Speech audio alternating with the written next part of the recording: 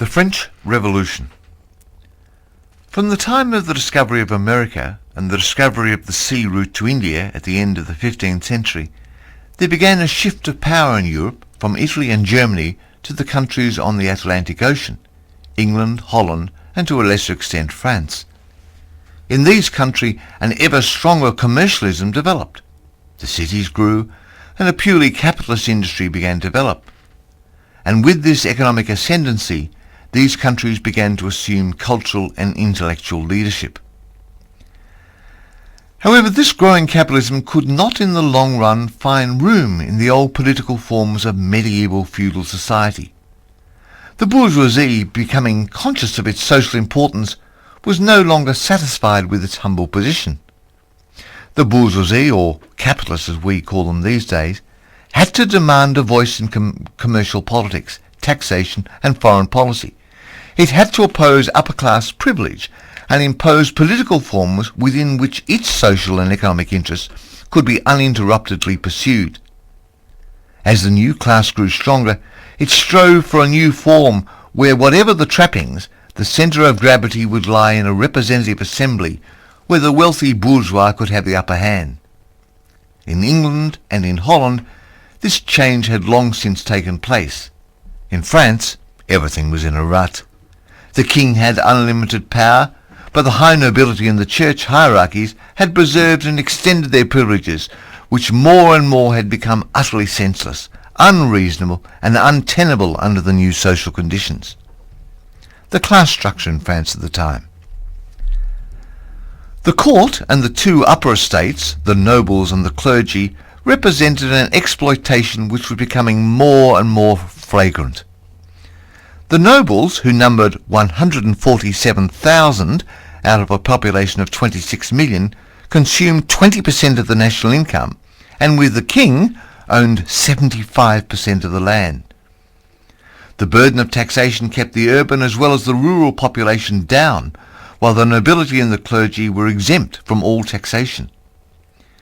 The immense, magnificent and costly household of the court, with its fabulous subsidies for the long train of court favourites, represented an endless squandering of the national wealth. The great nobles, particularly the 4,000 families presented at court, shared in the 33 million livres, which is about a franc, expended on the household of the king and the princes. Marie Antoinette was said to have owned more than 2,000 horses. 28 million livres went in pensions, and 46 million livres went to pay 12,000 noble military officers, over half the military budget. Of course, no military training was required to become an officer. A courtier with less than 10,000 livres was considered poor. By 1789, the servicing of the public debt took up 60% of the total state revenue of 500 million. The nobles' private income was a fixed feudal payment, a sort of perpetual rent, and this yielded them only 100,000 livres per year. They paid for their life of luxury by the gaining of numerous sinecures, such as offices of provisional governors.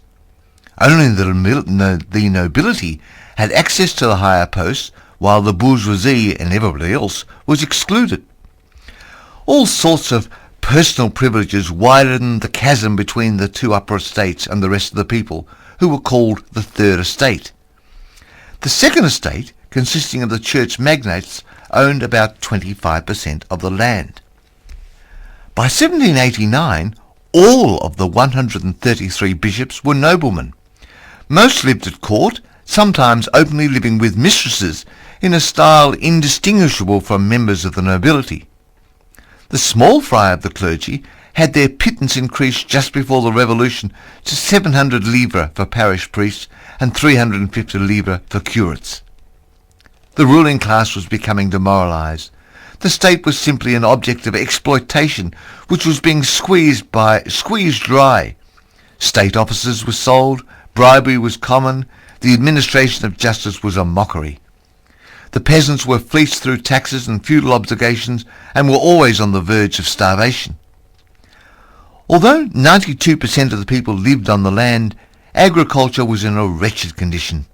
A series of bad harvests and crippling taxation resulted in peasants leaving the land, and about a third of the soil lay waste. The ruined peasants fled to the towns and were treated as beggars. The peasants were the beasts of burden of the society. Tithes to the church, rent, forced labour, called the corvée, taxes, services in the militia. They lived in mud huts. The lords ravaged their crops with impunity, and yet they were less miserable than their forebears or peasants in most other European countries. Poverty may lead to riots, but poverty alone cannot bring about social upheavals. These always arise from a disturbance of the balance between the existing classes. The overall wealth of the country had increased gradually. Foreign trade since 1717 had increased nearly 500%, and the export of industrial products increased 300%. The textile industry in the 100 years prior to the Revolution increased 500%. Marseille and other towns became centres of industrial growth, although it was small scale and machinery did not play a large part. Yet, despite all this, the bourgeoisie encountered numerous obstacles, chief of which were A. No free market, B. A country divided into provinces with different laws, different weights and measures, C. A variety of tariffs, taxes on goods travelling through each province, which was dominated by a different feudal lord. For example, wine transported from Orléans to Normandy rose in price 20 times because of these taxes. This meant that the development of trade was hindered, and this was deeply resented. The middle class, or the bourgeoisie, possessed the greater part of the fortune of France, whereas the privileged orders were ruining themselves. This growing wealth and expectation made them acutely sensitive to their inferior legal status. Madame Roland complained when asked to dinner at the Château of Fontenay, because it was served in the servants' quarters. The middle classes owned the money, but they also acquired the moral power. They wrote for the great public, scoffing at every facet of the old order of things, especially the religious idea in the name of reason and enlightenment. Liberty and equality became the slogans raised by the bourgeoisie to win the masses. Their zeal was not devoted to celestial but earthly bliss. But not for everybody was this liberty to be understood. It was to be for the wealthy class only, and equality, well, that only meant formal equality before the law. The philosophical ideas of the Enlightenment reflected the demands of the bourgeoisie for political and social rights. Within the bourgeoisie there were several layers. Those who had lived off the old regime, like the tax collectors and financiers, who didn't want to see the golden feudal egg destroyed, and the manufacturers of luxury items, whose customers were largely amongst the nobility and the clergy.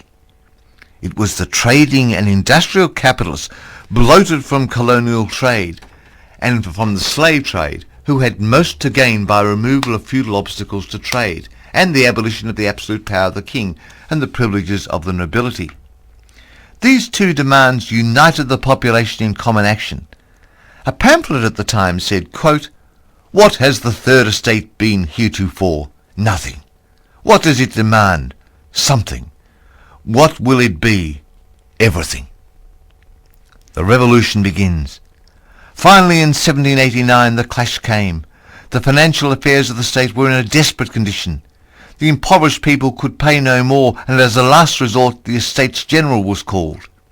This was an obsolete feudal body, which hadn't met since 1614. The Third Estate, led by the bourgeoisie, faced with obstruction to reform from the king and the privileged estates, walked out and declared themselves to be the National Assembly. The king sent for 20,000 troops to disperse this assembly by force. The assembly shouted defiance, but this would have been very short-lived if the Paris people, organised into a bourgeois-led National Guard, had not on July the 13th, 1789, seized arms from the Invalides and stormed the Bastille, an armed prison, on the following day, July the 14th. Paris was aflame. The king retreated and recognised the popular organ, the new and revolutionary National Assembly. This was a signal for peasant uprisings, burning of the deeds, seizure of land all over France.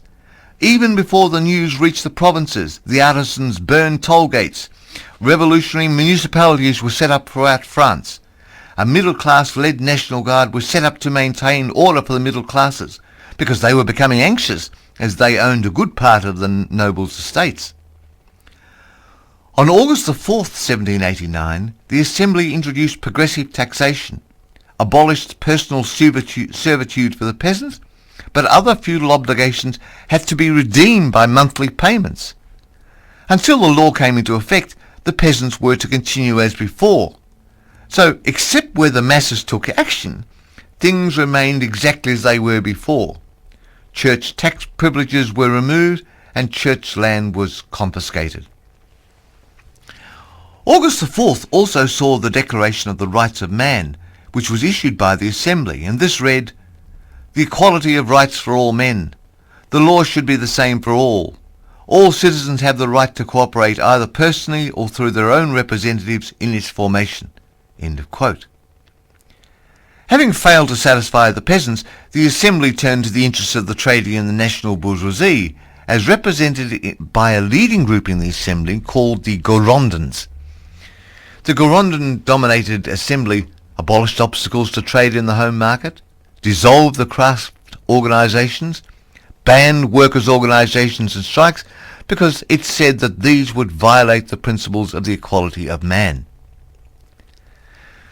The next 2 years saw a growing alliance between the uppermost layers of the bourgeoisie and the moderate elements of the nobles and the church for mutual resistance against further progress of the revolution. They tried to make the government form a constitutional monarchy, with the parliament representing only the very, very wealthiest. Citizens under the 1791 Girondist constitution were divided into active citizens. Those wealthy enough to pay taxes, they got the vote. And passive citizens, who were all the rest, they were excluded from all political rights. A new tax law put the burden on the small traders, but the revolutionary tension in society was too strong to be kept down. The bourgeoisie, having won recognition of their interests, sought to stop the revolution. A Girondin paper wrote at the time, quote, "Now the revolution must stop, otherwise we risk everything which we have achieved. Is it not ridiculous to speak of the sovereignty of the masses?" End of quote. With the connivance of the Girondins, the king continued counter-revolutionary plots with foreign feudal rulers, and an attempted escape by the king from Paris was frustrated by revolutionaries. Demonstrations against the king were crushed by the National Guard. A graduated tax rate was rejected, and price control of necessities like bread was scornfully rejected as, quote, "an outrageous interference with free competition." End of quote. When starving Parisians plundered some bakery shops, the Girondin press denounced this mob as "this pack of robbers." At the end of 1791, disorders broke out throughout the country because of rising prices and the scarcity of food. At this point, the main tasks of the revolution had not been achieved. The king remained the centre of counter-revolution. Feudal burdens on the peasants had not been abolished. The conditions of the workers, artisans, and large sections of the petty bourgeois were unable to complete the tasks they were interested in, because they feared the mass determination of the masses to carry the revolution further than that of their own interests. To prevent this, the Girondins now defended the old order. For the revolution to continue, new leaderships had to be found, and it soon would be, in mass support for the Commune in Paris, and for the leading section of the petty bourgeois, the small capitalists, known as the Jacobins. Louis had made overtures to Prussia and Austria to get them to make war on revolutionary France. A phony dispute over border areas was a pretext for the Girondin ministry to declare war on those feudal powers in April 1792. It was widely believed that the war was not necessary, but merely a Girondin tactic to rally support for the king and divert the mass demands which threatened bourgeois interests. But the war went badly for the French, and the invaders soon threatened Paris. In August 1792, the masses organised into a commune dismissed the middle-class National Guard leaders and took control of the defence of the city. By the following month, the invaders were driven to the border. Mass demonstrations led to the arrest of the king and the execution of some 1,600 counter-revolutionaries. The assembly grew frightened and announced the suspension of the king, although a minority in the assembly still wished to save him. But mass pressure forced the assembly to dissolve, and with votes for all a new body called a convention was elected. So long as France was winning the war, the Girondins retained favour, and the new convention had a Girondist majority, with the Jacobins as the major opposition. The Jacobins drew their support from the petty bourgeois. They were led by Robespierre, Marat, Danton. An extreme wing of the Jacobins, drawn from the artisans and the ruined petty bourgeois, were led by Herbet. The Commune demanded the trial of the king, and as a result of this, he was executed on January the 21st, 1793. During 1793, the Girondins and the Jacobins battled round the following issues. 1. Should feudal dues be abolished without compensation? 2. That the price of basic items be fixed, like bread for example. 3. That taxation for the rich be increased. 4. That there be a political dictatorship to defend the revolution. The Girondins opposed all these measures and began increasingly counter-revolutionary activities. Their generals at the front resorted to treachery. They sought to dissolve the convention and arrest the leading Jacobins, Marat and Herbet. But defeats at the front began their undoing. The Jacobins, uniting with the Paris Commune, succeeded in bringing down the Girondins in May 1793, most of whom were arrested and subsequently executed. The Jacobins were now the majority in the convention. Robespierre was able to have the following passed in June 1793. 1. The property of nobles who had fled was divided into small lots and sold on easy terms, as was the property of the communes. 2. All feudal dues and payments were abolished without compensation. The Jacobins voted a liberal and popularly endorsed constitution. It introduced manhood suffrage, votes for everybody, annual parliaments, and the principles of liberty, equality and fraternity. They introduced the metric system, free education out of church control, and accepted that society provide work for those who could work and support for those who could not.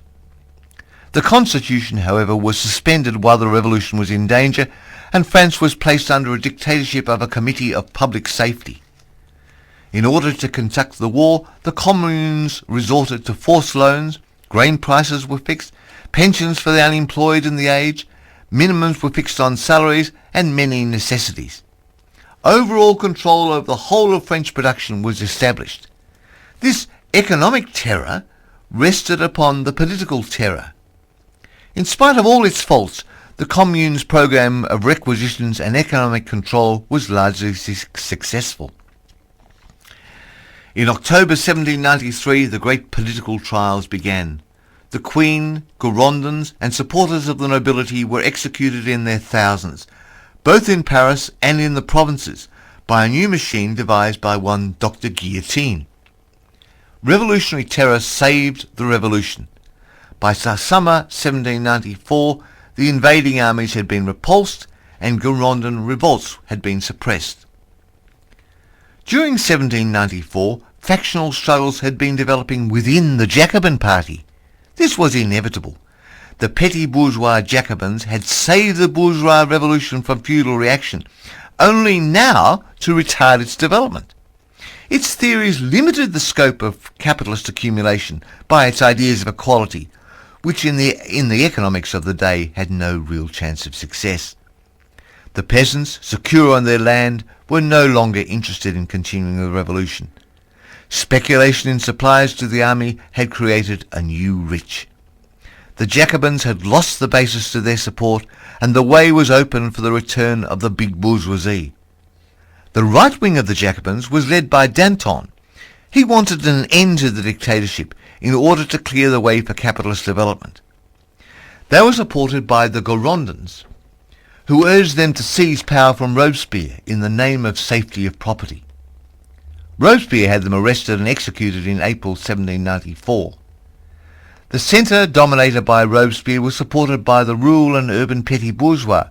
It advocated continued dictatorship and a society of small property holders. But this ignored what had happened since 1789, particularly in industry, which was developing rapidly. The left wing, led by Chaumont, Herbet and Babeuf, was supported by ruined shopkeepers and handicraft men. They opposed private property and land. The land belongs to nobody, they said. They opposed inheritance and sought equal opportunity. They wrote, quote, "We suggest to the rich that they submit voluntarily to the demands of justice and generously give their surplus to the people." End of quote. Utopian, certainly, and far too advanced for the reality of 1794, but here we have a real link with the modern working class. These left-wingers attempted an unsuccessful insurrection without any social program correctly formulated, and they merely advocated continuation of the terror. They were charged with counter-revolution and executed by an alliance between Danton and Robespierre. The growth of bourgeois society was now hindered by the social experiments of the petty bourgeois Jacobin. Robespierre was forced to concentrate more and more power in his own hands as his base of support fell away. In July 1794, Robespierre was arrested, and despite an attempted rising by the Commune, which was crushed, he was executed. From 1795 to 1799, France is now ruled by a directory, a France now quite different to the old regime. The peasant is now an enemy of counter-revolution, but also of revolution. With crafts and monopolies abolished, in its place stand an army of small proprietors demanding protection from the nobility and the radicals. The town workers' position grew worse, and the Directory faced agitation from royalists and Jacobins. The war changed from a defence of the French Revolution to exploitation of conquered territories in the interest of French capitalism. At first, the French armies were welcomed by the people of the neighbouring feudal states as liberators, but this gradually changed to opposition. In these circumstances of fluctuating government power, the Directory turned to the army when it was necessary to crush a royalist or a Jacobin insurrection. This situation has been repeated several times in history and is known as Bonapartism, after Napoleon Bonaparte, who in 1799 carried through a coup d'etat to establish a strong bourgeois government. The bourgeoisie were prepared to advocate their own direct political rule in exchange for strong rule, enabling them to develop unhindered, both within France and upon the continent of Europe. Napoleon dominated European politics until his final defeat at Waterloo in 1815. Even so, feudalism in France was gone forever.